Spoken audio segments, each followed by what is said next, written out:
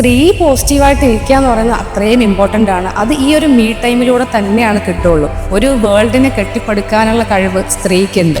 Okay, നമ്മൾ ഇപ്പം ഒരു കാറ് നമ്മൾ ഓടിച്ചുകൊണ്ടിരിക്കുന്ന കാറ് നമ്മൾ ഫ്യൂല് തീരുമ്പോൾ നമ്മൾ ഫില്ല് ചെയ്ത് കൊടുത്തുകൊണ്ടേയിരിക്കുന്നു അല്ലേ. അത് നമ്മൾ കുറേ നാളിങ്ങനെ കൊണ്ടുപോയി കഴിയുമ്പോഴേക്കും അത് ഒരു പക്ഷേ സ്റ്റക്കാവും. കാര്യം എന്താ, നമ്മൾ ഇൻ ബിറ്റ്വീൻ നമ്മൾ സർവീസ് ചെയ്യുന്നില്ല.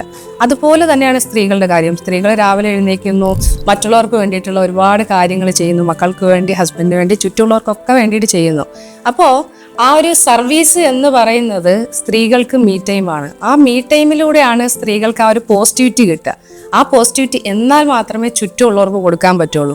ചുറ്റുമുള്ളവർക്ക് പോസിറ്റിവിറ്റി കൊടുത്തില്ലെങ്കിൽ മൊത്തത്തിൽ എല്ലാവരുടെയും മെൻ്റൽ സ്റ്റേറ്റിനെ അത് ബാധിക്കും, പ്രത്യേകിച്ച് സ്ത്രീകളുടെ തന്നെ.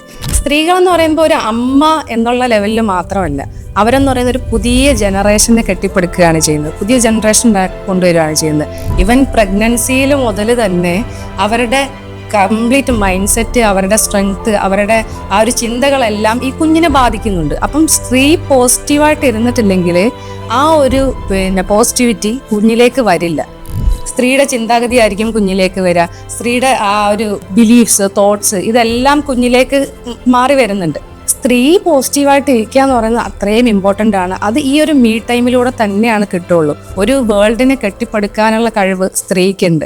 അപ്പം അവൾ എപ്പോഴും ആ ഒരു പോസിറ്റിവിറ്റിയിൽ തന്നെ ഇരിക്കണം എന്നുള്ളതാണ്. ഈ പോസിറ്റിവിറ്റി കൊണ്ടുവരാൻ വേണ്ടി നമ്മൾ വലിയ കാര്യങ്ങളൊന്നും ചെയ്യണ്ട.